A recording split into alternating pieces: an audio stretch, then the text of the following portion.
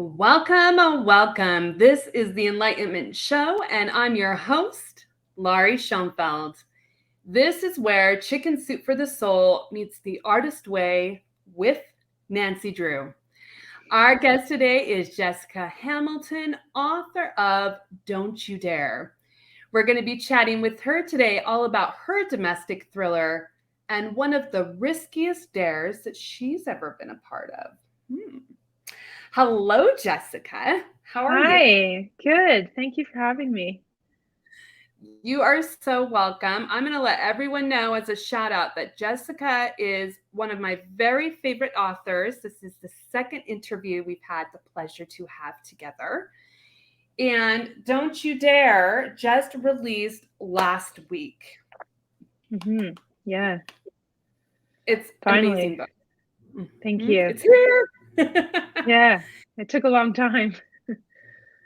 We talked about it, I remember, on our first interview there's a second book that's in the work. So it has been long awaited and very well worth the wait. So it is the time of year where kids are getting out of school, which means also that summer is around the corner. What are some of your favorite parts about this time of the year?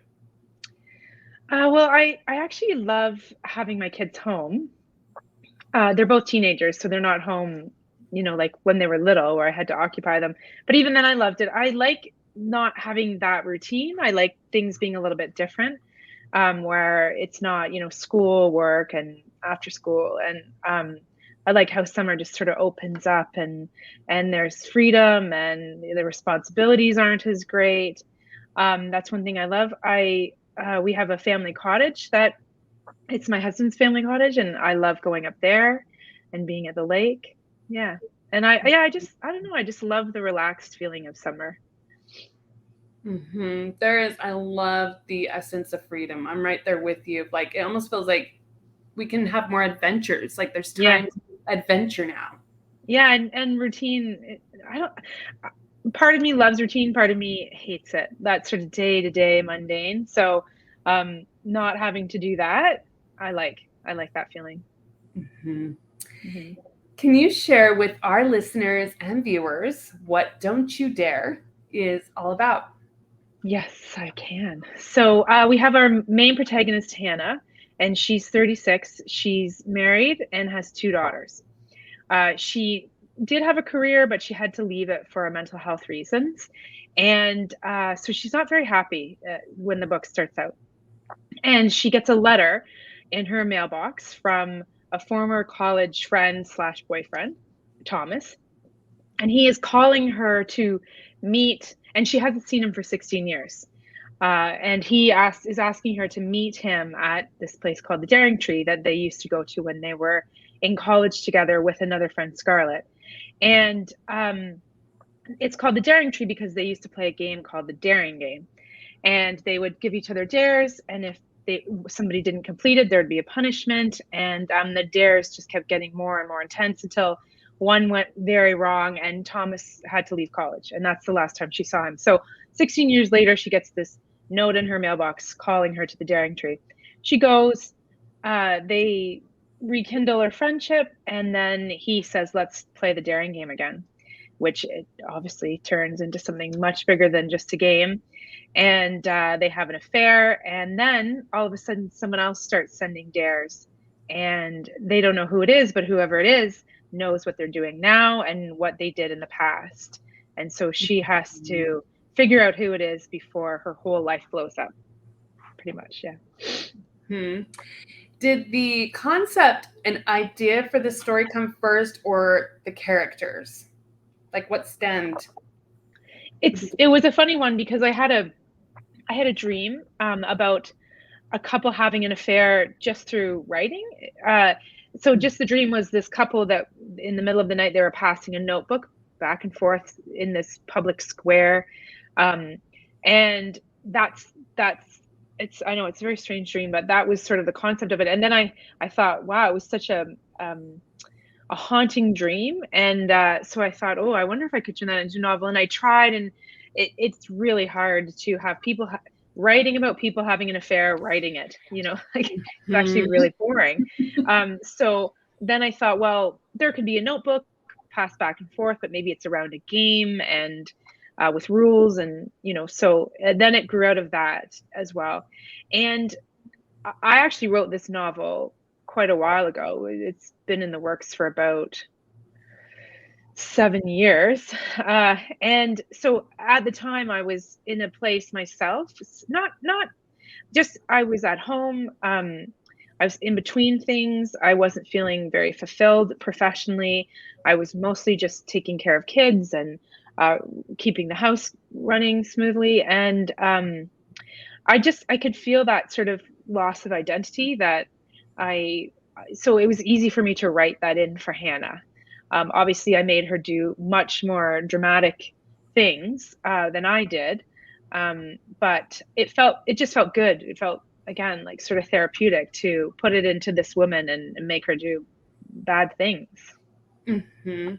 Yeah. I really enjoyed that, Jessica, the aspect of the identity with Hannah. I really resonated with that too, of, that balance between feeling this essence of responsibility of being a mom, but also like that inner child self that feels stuck and wants more freedom and adventure and play, and how to navigate that felt so very organic and real, very relatable. Oh, good. Yeah, I know a lot of women that have gone through that. Mhm. And I have learned too, though, that if you just sort of allow that, you will move beyond it, as you do all phases in life. If you just give it some time and are kind to yourself, you'll get through that without needing to go out and having an illicit affair or or anything, or you know doing anything drastic. You get through it. I'm through it now. I feel like I have my own part of life, and then I'm still there for my kids too. So yeah, it's um I just didn't do what Hannah did, so I just wrote about it. Much safer. When you were writing about Hannah coming out of her shell and working through that, what were some things that you were also coming out of your shell and exploring as well? I think just examining it, it helped. And I also think that, uh, you know, writing, just doing just the act of writing. I mean, I did have an agent at the time, not the one I have now. I actually got my current agent with this book, which worked out really well. Um, I think just at one point I actually thought about giving up writing. I had written a YA with my first agent, who was wonderful, and I spent years and years writing it and revising it, and then it ended up nobody wanted it, and that was really hard for me. And I actually was going to just I said to my sister, who I'm really close with, I think I'm done. Like, I just obviously it's not happening for me. And she said to me, if you give writing up, you will have given every bit of your independent self away. Like, you won't have anything left of yourself. And that had a really profound impact on me. And she said, even if you're just writing to keep that part of yourself alive and to have something separate, it's worth it, even if you're not getting published. And so I thought, you know what, she's absolutely right. And I just will get published. I just won't give up. And so for me, that's where I identified, like, that's where I worked that out, was just continuing to write and believing that at some point it would be something. Mhm. Mhm.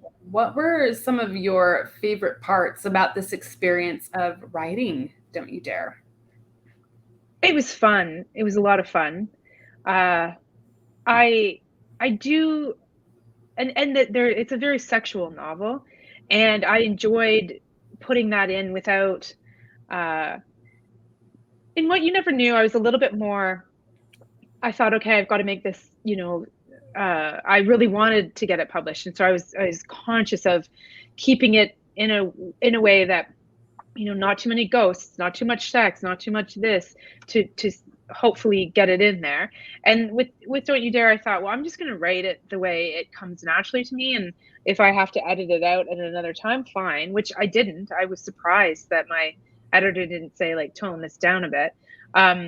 So yeah, I found that fun, just because writing sexual scenes is a real challenge, because it can just sound clunky and a bit crass if you're not careful, and you want to keep the reader in the story without, and I mean, no matter what, I think for some readers sex will push them out of the story because it's not comfortable for them to read, which I understand, but so I would not recommend my book for that reason. But yeah, so I enjoyed that. I enjoyed coming up with the dares, and just creating the tension between Hannah and her neighbor Libby, and it was quite fun to write. Yeah. Mm-hmm. Yeah. Your scenes, Jessica, were very sensual, which I loved, because there definitely, I agree, there's like a way that it can come across choppy, but it was like so sensual and flowy, like silk. It was awesome. Good. I enjoyed it very much. That's what I was hoping for. Yeah, sensual. I wanted it to feel sensual, and I wanted the reader to feel it, and that fire of new exciting things. Yeah. Mm-hmm. Yeah. This is your second book. What have you learned on your creative author journey from the debut to Don't You Dare? Well, I mean, with What You Never Knew, again, it was published in the pandemic, so it was mostly online things, and the writing community, especially the local writing community in Toronto here, they were amazing. They've been amazing, and they just, anyone new, they embrace, and so then when we were able to meet in person, I got to meet all these great people and went to some events, and I got to learn from them, and just, things about America, like, because my publisher is American and I'm Canadian. And so learning what are the benefits of having an American publisher compared to Canadian. And that whole world opened up to me after my debut. And then with this one, I just, it was another editorial process for me. And it was different to my first. There were a lot of specific things that they wanted me to do. With this one, it was just some minor things, but as I was going through it, I thought, I think I need this, and I think I need this. And so I had a little bit more freedom. And then I was a little bit worried. I made these changes, and I thought, oh, I hope my editor likes them, and she did, and she was great. So it was more learning more about editing, more about publishing itself. So yeah, I think it's just always a learning process. I think every writer would say they learn something with each book. Yeah. Now, Jessica, when you're writing the twist, are you like the ha ha ha ha type, or like, how does that feel when you're in the moment writing those? I usually, it takes me a while. Like I think some writers build their whole novel around a twist. And I don't. I sort of write it out, and then I think, oh, that's the twist. And then I think, that's really actually lame. That's not a twist. And so then I try to add in other components. This happened with What You Never Knew, and it happened to me with Don't You Dare too. I think I've written the whole thing. I'm just going through edits, and then something dawns on me, like, no, that would make a better twist. And I might have to go, I've added characters, I've changed characters' roles to fit my new ideas. I have these light bulb moments always at the final minute. And so yeah, that's how twists work with me. They don't really come naturally. Yeah. When you say like the final minute, are we talking about like days or weeks before it just kind of like starts coming in, and like light bulb moments for you? Well, like I have thought I'm done. I'm done. I'm just doing some revision, and then I can send it off. And that's when it happens. When I just, something won't let me, and then I'm like, okay. And then yeah, I have a light bulb moment of like, oh, I'm gonna add this person in and make them do this, or have this person, and I just change stuff around. But the thing is, I get really excited when that happens. it's exciting when you think, oh, wow, this would be great. And then to go back and restructure things around it. And that's when I know it's the right thing, is the excitement I get to go back to it and not sort of like, oh my gosh, I have to write this all over again. I don't get that feeling. I think, oh, I can't wait to get this in there. Mm-hmm. Have you ever had a moment where you have cried or had to have a pause because something happened to a character that you didn't want to have happen? Oh, that's a good question. Yeah. In this one, I did. I found. Well, I can't say much without giving it away, but it was hard to do what I did at the end. I didn't.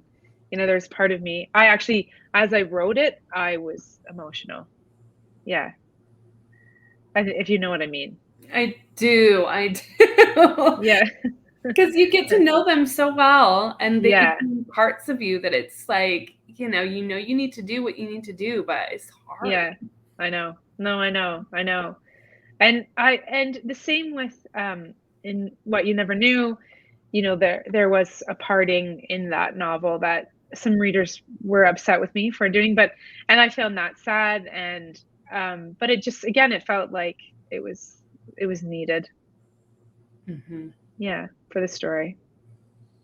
Yeah. Yep. I know what you're talking about. And yes. Yes. When is a moment that you woke up?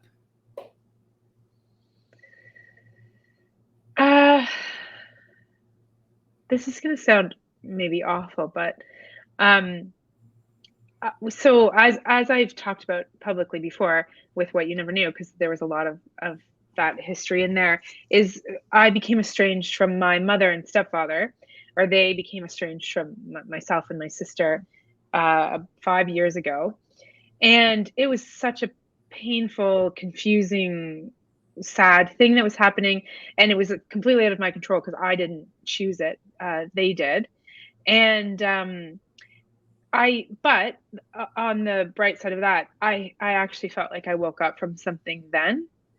And I think it had a lot to do with, when something traumatic happens, I went to therapy, I did a lot of reading about it, and I came to know myself in a different way. And it just felt like life just sort of opened up, and I was able to just do things my way and without thinking about others in that sense. And so, yeah, that was definitely a time I would say that I woke up. Mm-hmm. Mm-hmm. Yeah. It's like the fire essence, when you get to the moment of you're just tired of something and that fire within you just begins to burn. It's the start of something new. Like, Right. You need that fire. Yeah. To move somewhere else. Mm-hmm. Yeah. And I learned that, hard times and pain, it doesn't, it's something that you go through, but it can bring greater things. It's not always an end to something, or that you don't grow more out of it, which that's a big lesson to learn in life, I think. Mm-hmm. Mm-hmm. When is a time that you were brave that your kids got to witness it? I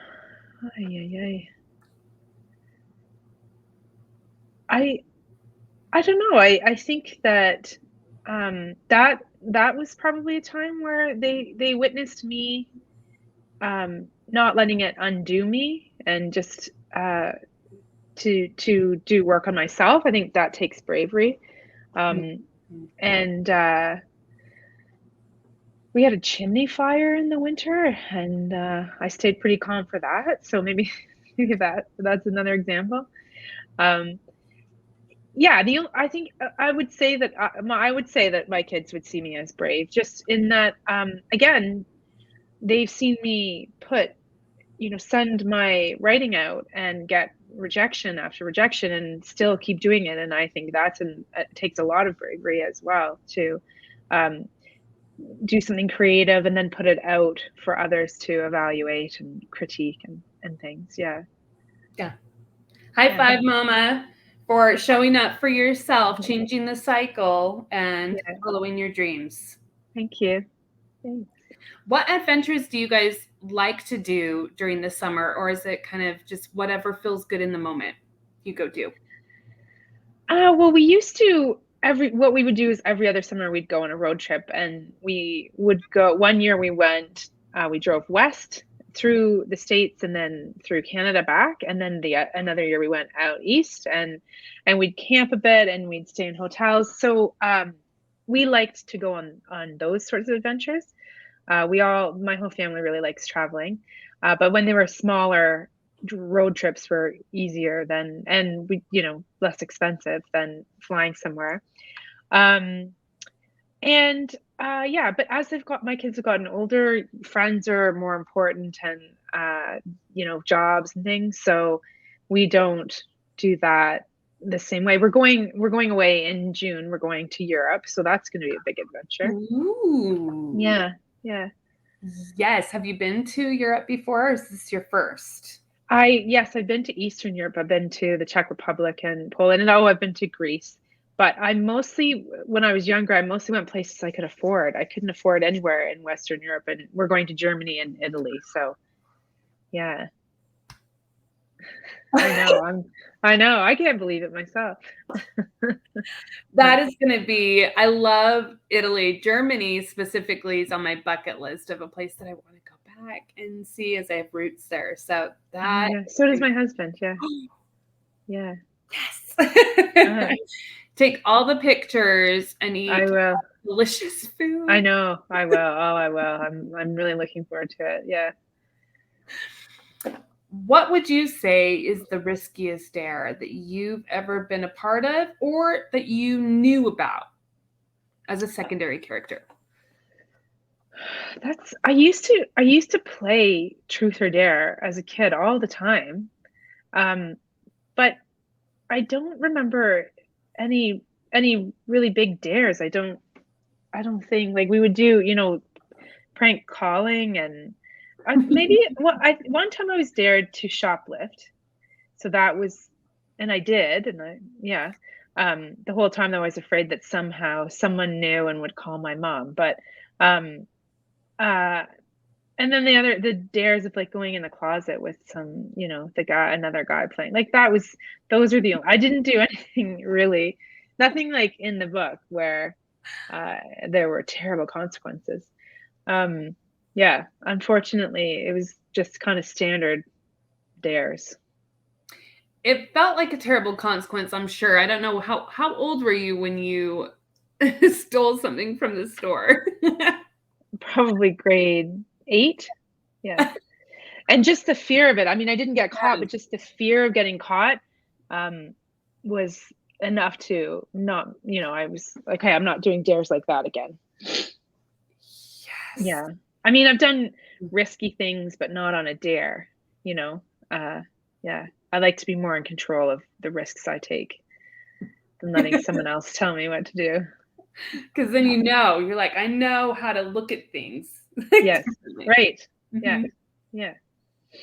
We're going to take it to the inner child questions segment. Are you ready? I think I am. First question. What is something that you do now that you also used to do as a teenager? Read books and write. Yeah. That's about it. Probably. Is it the same genre that you gravitate to, or is it different now between teenage years and where you are? Well, some similar. As a teenager, I read a lot of literary fiction. I was really, really taken with that. Also a lot of Canadian fiction. So I would say I almost do it, sort of like a thriller, then a literary fiction, thriller, literary fiction. Like I would say I'm about 50-50 with genres. Mm-hmm. Is that like a breather moment for you, Jessica? The thrillers, you mean, like in between? To like have the break between thriller and then go to literary? Is there because there's a different contrast, or? Yeah, I think because thrillers are so much more fast paced and not quite as dense as literary fiction. So yeah, it's almost like that. But it's just a craving I get. I crave um that suspense and sort of the settings and the just devouring it. And then I also crave literary fiction where I think I want it to be slow and I want to study this character and I don't read romance at all. I don't know why. Maybe I should try. Some people have recommended. I just have never. I kind of like darker things or sadder things. I like dark and sad. So literary fiction is usually there's some sadness to it or some, reflection, and thrillers are darker. And I read literary horror too, which I love. Um, and they can be denser as well, but they have that darkness. I really do dwell in dark places. I mean, painting. I listened to a BBC podcast about ghosts for 6 hours pretty much, just one episode after the next about these different paranormal accounts. And I love it. And I never tire of it. And I never think, oh, I need to go to a happier place. So Mhm. yeah, so maybe that's why I don't read romance, because unless something bad happens in it. Yeah. I also have been asked to read some romance that I should try it, and because I don't read a lot either. I definitely gravitate with you more toward like investigating the psychology behind Mm. what's really going on and with people and the world and what we can't see. Yeah. Yeah. Me too. Hmm. When you were a kid, what was something that you thought you understood that now you see differently as a mom? Oh, that is such a big question. I think I used to think as a kid that parents had rules and you just followed the rules, and there was there's no choice in it. There was uh it didn't always, even if I didn't always understand the rule, it was just, well, you just that your parents give you rules. And I've through parenting, what I've learned is that rules have to have context that fits with the child. I just don't believe in rules for the sake of rules. And I also try not to have rules just to control my kids. There are rules to keep them safe, but I also recognize that even if I put a rule in place, they may break that rule. And it's better for me to have them communicate with me than have so many rules that they're out breaking them secretly. I'd rather know and have honesty and transparency, and then I can support them through things. Like, of course, as a parent, you want to put your kids in a bubble so that nothing ever happens, but that's not realistic. So yeah, I think I've learned as a parent, there are some rules that I think back and think, why was that a rule in my house, and why did I follow it so blindly? But and my kids too, even when I put a rule in place, I allow them to come to me and negotiate and give me their side, and I can be talked out of it. So but that was not a possibility in Mhm. my house at all. Like, it was the way it was. I love that. I really, really like that, of giving that possibility to your kids, of having them think about their own choices and consequences too. Yeah. Hmm. Yeah. Mhm. That's awesome. All right, I'm going to take it too. I'm going to show your cover really quick because your covers are always just stunning and beautiful all on their own.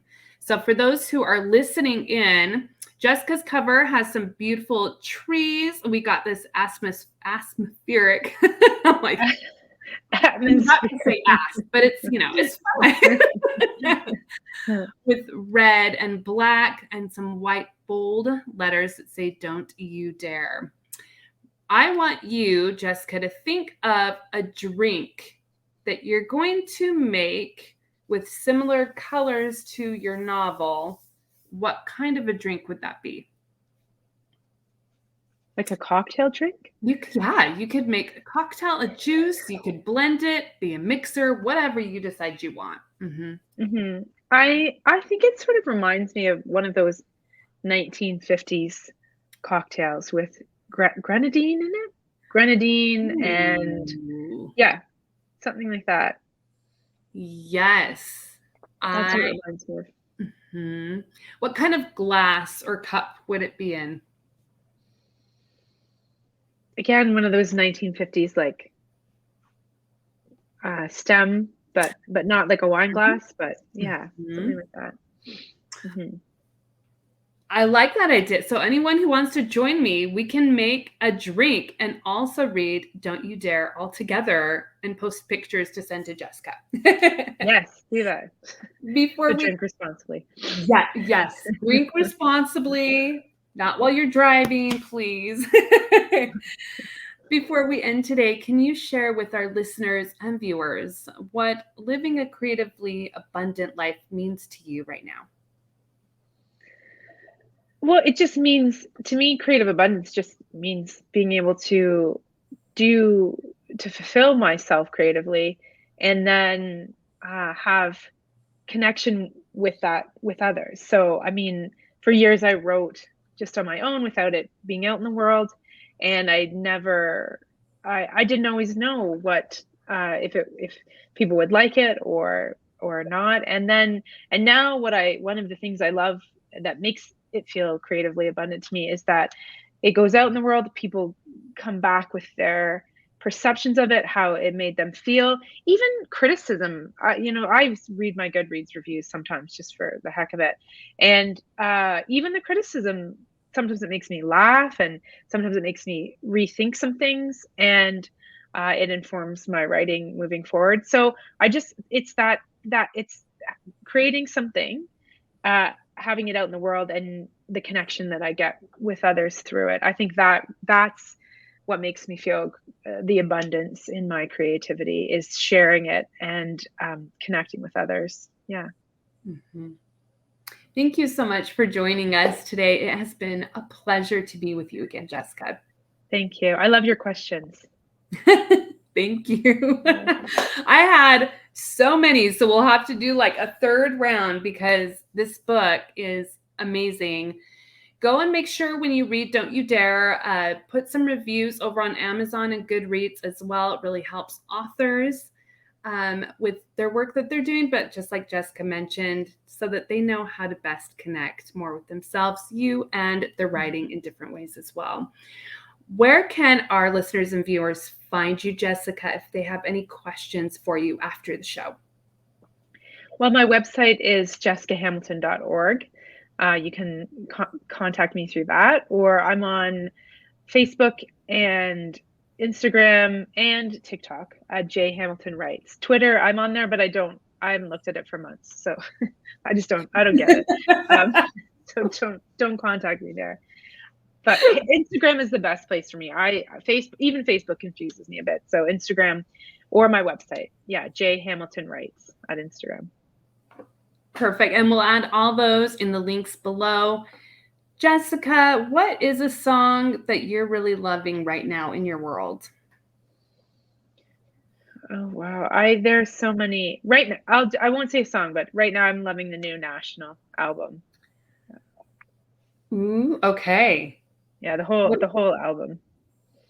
What are you loving about it? I just love that band. They call it the sad dad band.